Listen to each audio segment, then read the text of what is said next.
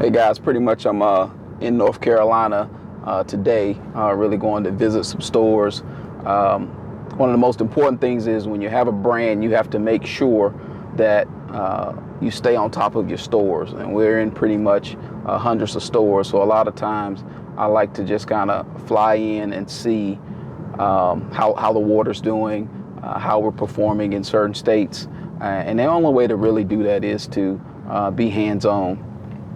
But in velocity, a lot of people always ask me, hey, what's really doing really well? What's a sign of a product doing really well on the shelf? And that depends. It just depends on how many stores you're in. It depends on the retailer. Everybody has their own set quantity or movement or what's successful to them.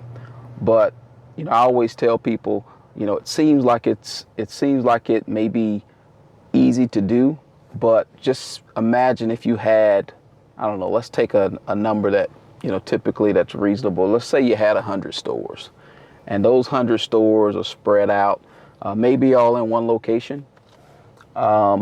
Maybe they're in different states. I don't know, but most people don't understand that if you're not able to move a product, no matter what it is, if it's potato chips, candy, hair products, beverages, no matter what it is, t-shirts, well, no matter what you're selling, the velocity of how well that product does on the shelf is kind of really what matters. Retailers want to see that you can move product.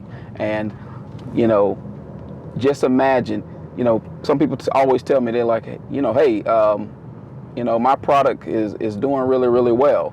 And I say, okay, how well is well? Well, it's doing really well. It's selling really well when I do a pop-up shop, or when I do some type of event that just sells off the shelf or sells from the tent, wherever you're set up at.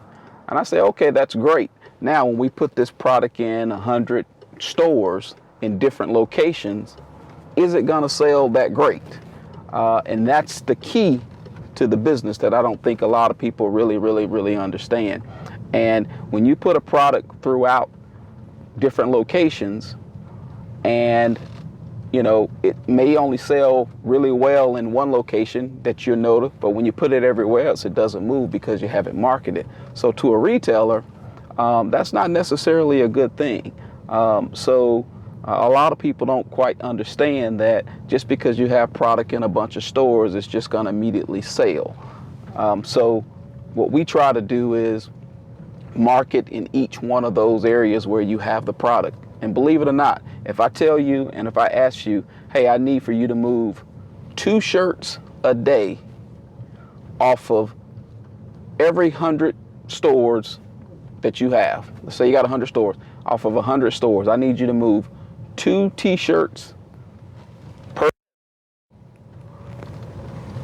store. And that's 100 stores. Sounds easy, right? Very difficult task. Very difficult. So let's just take, for instance, you're in one of those states. They put you in one of those states that you've never really been to. You got your distribution there now, but nobody knows your product there. And if I ask you, hey, to move 2 shirts there, that means somebody just has to walk in, not knowing who you are, and buy those 2 shirts every day. Very tough, right? So there's a strategy to doing that.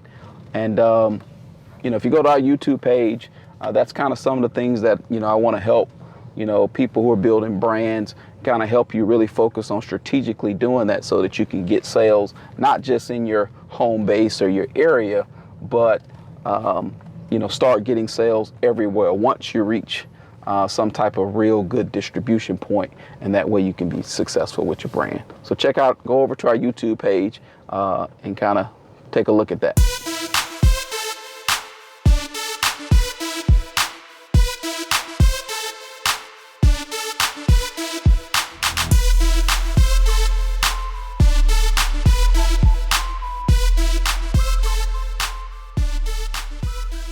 So right now I'm going to go into another retailer.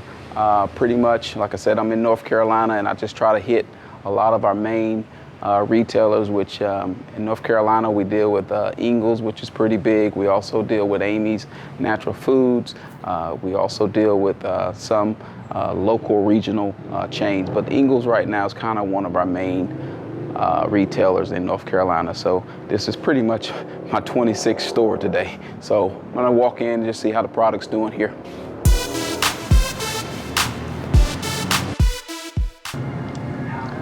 So typically what I would do is just kind of come in, pretty much take a look at the product. And as you can see here, there only has been one pomegranate left, which means that I'll probably be reordering for this store here. Looks like the product has moved really well. Typically what I like to do is take a picture of the product, load it into our database, and it pretty much kind of shows me that about pretty much 9 bottles have moved within the past week. So that's a real good way of how my employees are able to keep tracks on all different states and all of that, and pretty much keep a pretty good tab on our inventory. You're small and you don't really have a lot of resources. One of the big things you want to do is you want to make sure that you can kind of get to all your stores and really have some type of sense of what your product is doing, and making sure it's getting delivered on time, making sure your shelves stay stocked. I think that's one of the challenges that any small brand would pretty much have. And I think that once you understand how to actually do that, how to actually use all the resources, the tools that's available to you, you can easily get to these stores and manage your inventory, whether it's all over all 50 states or if it's just over 3 states or 10 states. But the key to this is managing your inventory, always getting sales, increasing your velocity. And that way, when you know where sales are not doing well or where they're doing great, you may not have to put as much emphasis or much resources or backing in that particular area.